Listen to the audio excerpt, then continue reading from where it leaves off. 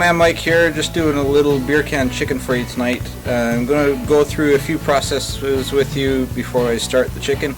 Just showing you the fuels, the woods I use for the smoking, the process to light it if you're like novice and you want to get into barbecuing, as well as talk about a few different ideas if you can't afford an actual barbecue to build your own at home for just simple things like burgers, sausages, and chicken wings and stuff like that. Okay, I'm going to start with the fuels and we'll continue on from there, alright?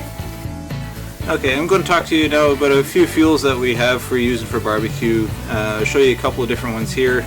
We have charcoal here. There's a couple of different ones.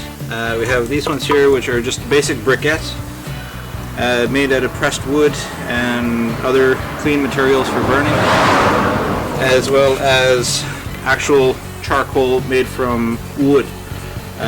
If you can see this here, I'm not sure if you can, just simple wood pieces, chipped up and pre-burnt, ready to go.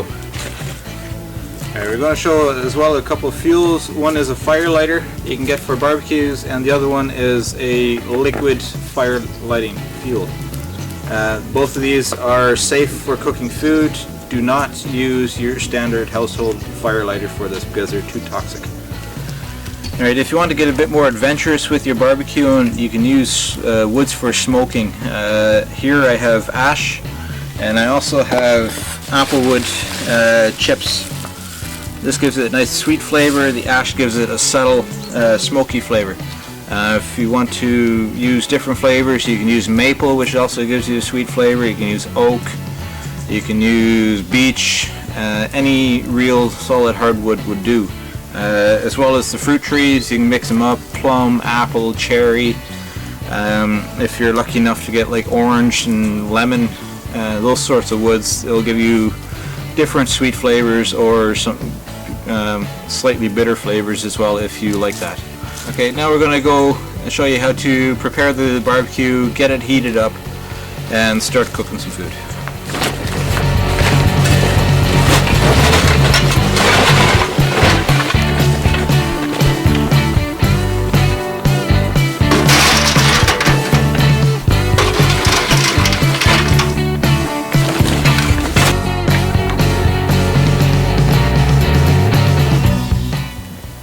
Alright, so we put the charcoal in. Now we're going to give it a good dousing of lighter fluid. This will allow it to heat up and actually let the charcoal take light.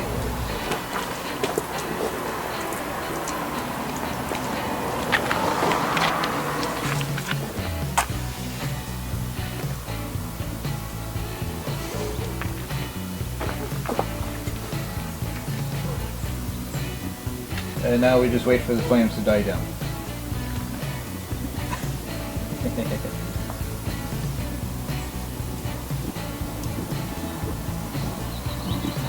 We'll be waiting a while. Okay, tonight we're doing beer can chicken. I got one that was already pre-marinated from the store. If you don't want that and want to be a bit adventurous, you can use olive oil, thyme, any other sort of herb on the outside. And for the drink that I'm using Orchard Thieves.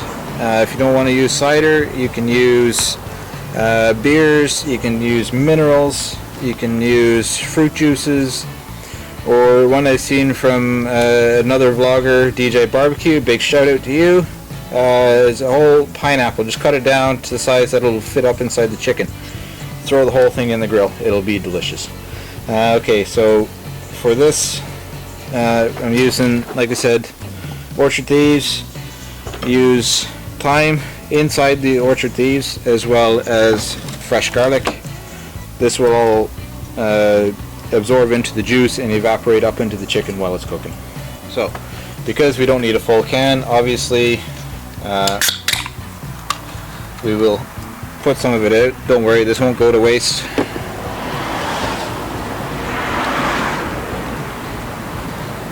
So you only need about 1/3 to half a can. So a bit more. That. And now we put in our fresh thyme. You don't want the dried stuff. You won't get as much flavor off it. So you just stick the whole thyme right in there, as well as the garlic.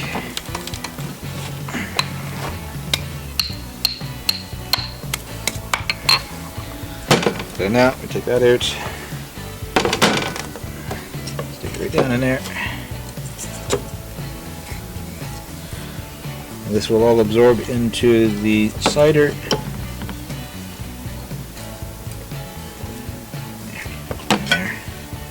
There. And now that's ready to go up inside the chicken. Because we're dealing with chicken, always wash your hands when you're handling it. Even if you've touched it and you're going to start doing something else with it, wash your hands beforehand. Cross-contamination is never good. You'll make yourself sick, you'll make your family and friends sick. We don't want that. You don't have to worry about that so much with other meats, just particularly this one because you have salmonella and that's just nasty. Okay, so to get this ready, just take your chicken out. Like I said, it's already marinated, and you stick the can up the chicken.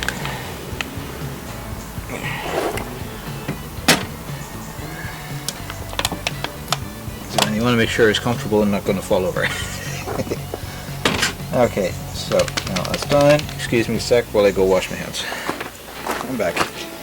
Okay, so now for the grill.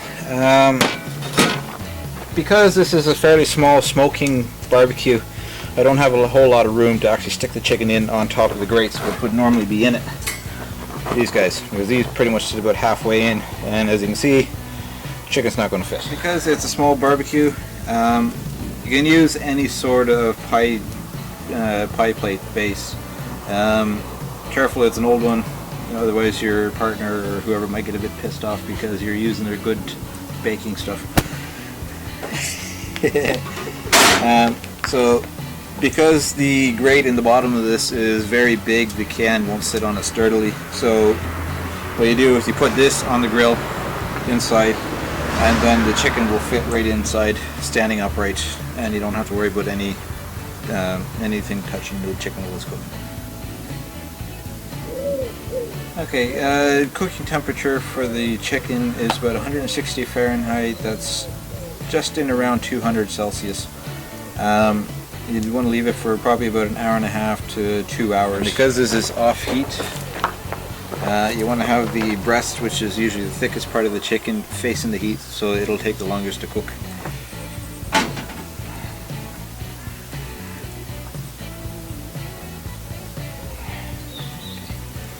Sure it's nice and sturdy, and now close it up, and now we just wait for it to cook.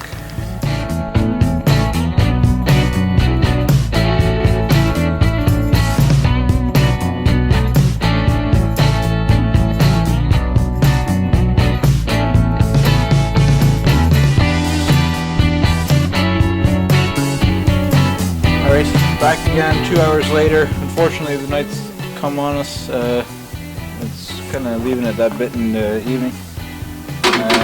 Okay, so we're now about to check the temperature of the chicken, and the internal temperature you want is 165 Celsius or Fahrenheit, and that's when it's fully cooked.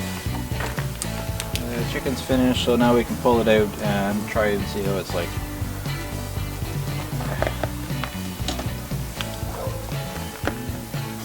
The juices are running clear, you know it's 100% cooked.